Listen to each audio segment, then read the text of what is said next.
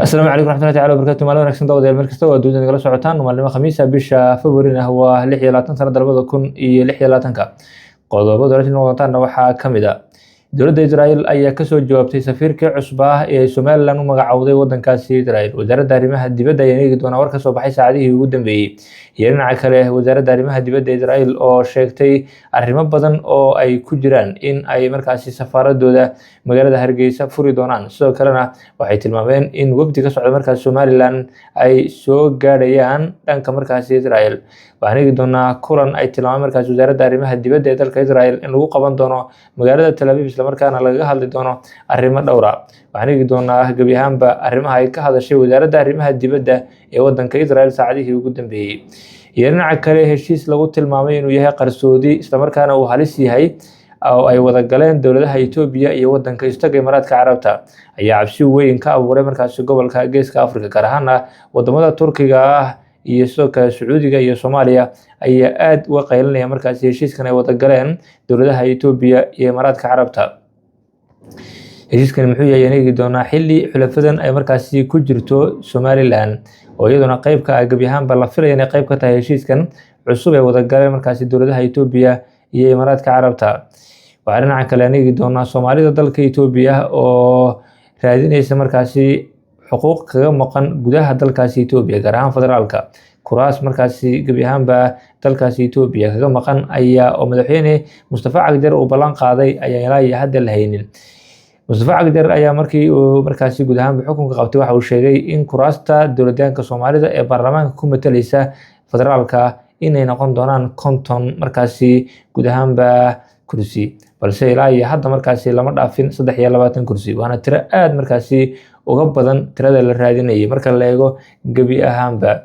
Waxaan isku dhigay markaasi in 50 kursi markaasi ay maqan yihiin oo 23 bes laga hayo, halka qowmiyadaha kale dalkaasi Itoobiyana ay guud ahaanba markaasi iyagu haystaan tiro aad u badan.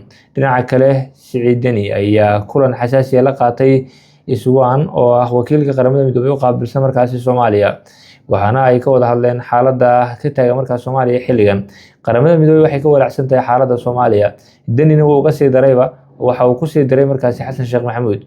Waxay markaasi gebi ahaanba iswadaarsanayaan eegi doonaa xilligan qaramada midoobay iyo sidoo kale Siciid Deni. Dhinaca kale, wadan ku yaala Afrikada Bari ayaa waxa uu sheegay inuu dib u soo laabtay xanuunkii COVID-19 oo ay arkeen kiisaskii ugu horreeyay markaasi oo wadankan ku yaala markaa Geeska Afrika lagu arkayo. Taasi oo cabsi weyn ku abuurtay dadka Geeska Afrika oo ay Soomaalidu markaasi ay ka kow yihiin, aadna xilliga markaasi ay uga cabsi qabaan in xanuunkan COVID-19 uu soo gaadho gebi ahaanba deegaanada Soomaalida. Iyo waxaan eegi doonaa dad lagu toogtay doon ka diiwaan gashan wadanka Mareykanka ayaan soo qaadan doonaa. Qodobaas iyo qodobo kale faahfaahsan ee barnaamijka maqli doontaan. Saaxiibayaal, soo dhawaada. Aan ku bilownay wararka naga soo gaaraya dhanka dowladda Israa'iil ayaa waxay ka soo jawaabtay safiirkii cusub ee Somaliland u magacawday wadankaasi Israa'iil. Wasaaradda arrimaha dibadda ee dalka Israa'iil ayaa isla markiiba markaasi ka soo jawaabtay guud ahaanba safiirkaasi cusub. Qoraal lagu daabacay safaaradda ayaa waxaa markaasi wasaaradda arrimaha dibadda ee dalka Israa'iil ayaa waxaa lagu sheegay in ay soo dhaweynayaan in Somaliland ay u magacawdo markaasi safiir cusub. Xiriirka diblomaasiyadda ee Israa'iil iyo Somaliland oo soo bilowday December 26 2025 iyo weliba isafgaradkii laga gaadhay booqashadii wasiirka arrimaha dibadda Gideon Saar uu ku tagay Somaliland bishii hore. Dowladda Israa'iil waxay siisay heshiiskii ugu horreeyay Somaliland, waana markaasi safiirka u fadhi doona markaasi Israa'iil Dr. Maxamed Xaaji ayaa lagu yiri markaa war ka soo baxay safaaradda wasaaradda arrimaha dibadda ee wadanka Israa'iil. Ambassador Dr. Maxamed Xaaji ay haddaba waxay sheegeen in uu ahaa ama uu ku shaqeynayay la taliyaha madaxweynaha Somaliland, kana mid ahaa markaasi wareegtada saraakiisha dalacsiinta xiriirka Israa'iil iyo sidoo kale gebi ahaanba Somaliland loo soo dalacsiiyay xaggaasi markaa hadda imaanaya.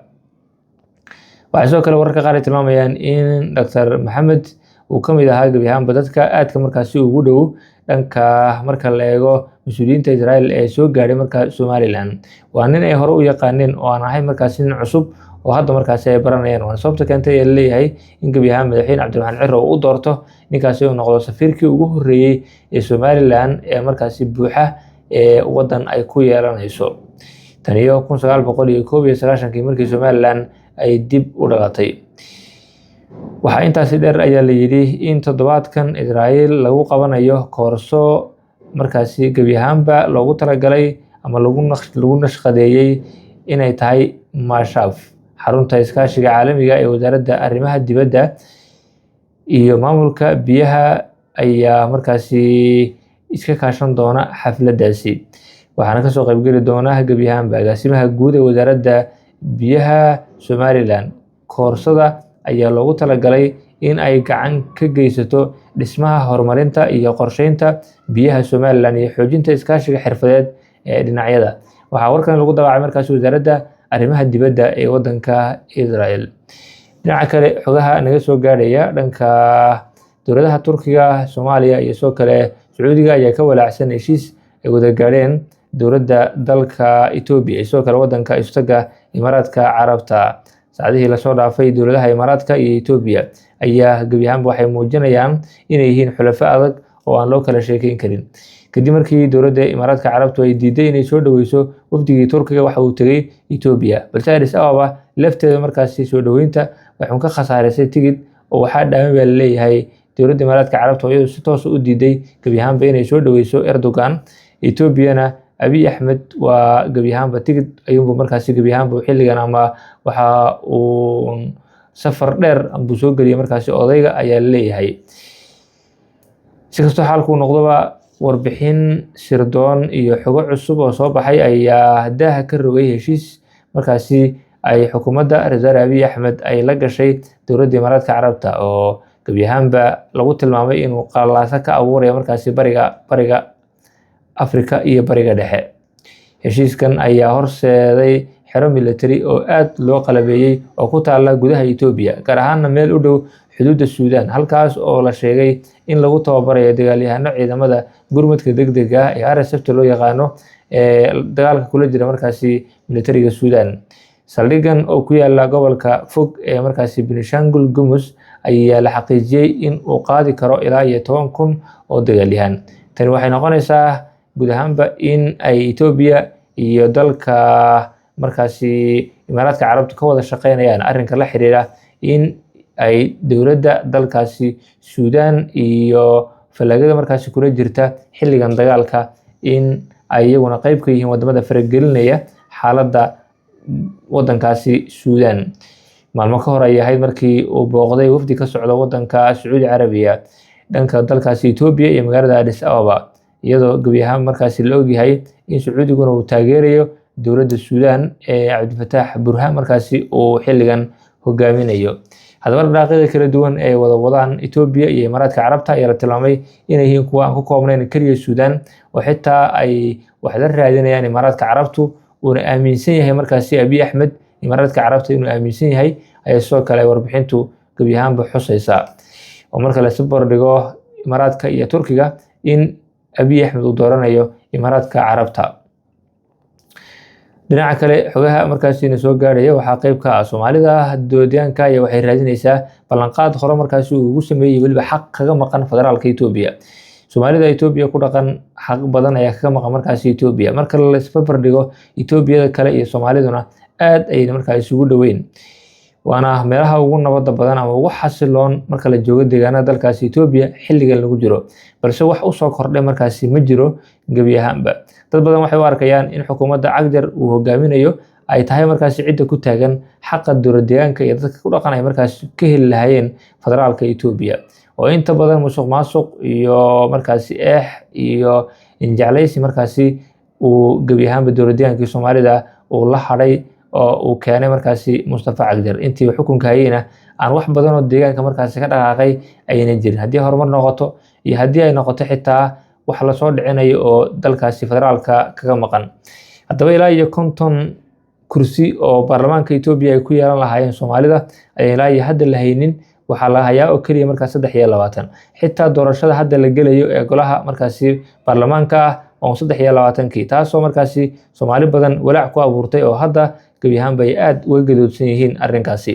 balse waxaa leeyahay waxaa idinka horeysa inaad xaq heshaan oo Ethiopia wax la qaybsataan, inay iska hor dhaqaajisaan Mustafa Cagdar iyo kooxda uu wato iyagu gebi ahaanba kootada ku xidhay dowladaankii Soomaalida iyagu sida gaarka ah doonay inay uga macaashaan.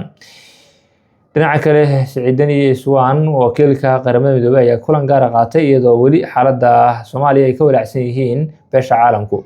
wakiilka qaramada midoobay ayaa Siciid Dani u sheegay bal in wax uun la isku dayo markaasi oo dib lagu laaban karayo ama loogu laaban karayo wadahadaladii bal in la isku dayo. Siciid Dani wuxuu la wadaagay in Xasan Sheekh Maxamuud ujeedkiisa ugu weyn uu yahay inuu wax ku darsado oo halkaasi uu fadhiyo, taasina ay tahay markaasi tii lagu kala dhiman lahaa ama Soomaaliya ay gebi ahaanba ku kala tegi lahayd. arrinkaasi qaramada midoobay ayuu la wadaagay gebi ahaanba ay la wadaagtay dowladda Puntland, taasoo keenaysa ugana sii darayso xaaladda iyo cadaadiska saarnaa dowladda federaalka ah ee Soomaaliya. dhinaca kale wadan ku yaala bariga Afrika ayaa waxa uu xaqiijiyay in markaasi ay jiraan kiisas soo laabtay oo caabuqii COVID-19 ah, taasi oo marka la maqlo dad badan cabsi badan ku abuureysa, waana isla geeska Afrika. wasaaradda caafimaadka ee dalka Tanzania ayaa digniin soo saartay iyadoo sheegtay in tirada kiisaska hargab daran iyo xanuunka COVID-19 iyo xanuunka dengue caanka ku ah markaasi qandhada markaasi ay kordheen, waxayna ku boorisay muwaadiniinta inay qaadaan tallaabooyin ku habboon si ay markaa isaga ilaaliyaan caabuqan. bayaanka oo uu soo saaray madaxa caafimaadka ee dowladda Dr. Grace Mugembe ayaa ku salaysnaa la socodka isbeddelka cudurrada faafa. cudurradan waxay markaasi ku faafaan dhibco ku dhaca marka habdhiska neefsashada ee bukaanka qaba cudurka, waxayna faafaan marka guud ahaanba la qufacayo iyo marka la hindhisayo ama la hadlayo, ayaa lagu yidhi bayaanka.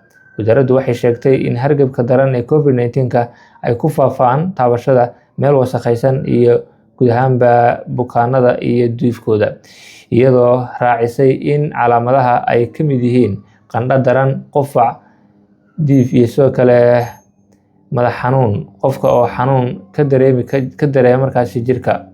xogta la socodka xanuunada ayaa muujinaysa in sanad walba inta uu u dhaxaysa November iyo April ay kordhaan hargabka COVID-19 ayaa lagu yidhi bayaanka. Khayrta sharafta leh wada nagala socoto aniga Cabdixakiin ay warkadina socodsiinaya tan iyo kulanti dambe nabadgelyo.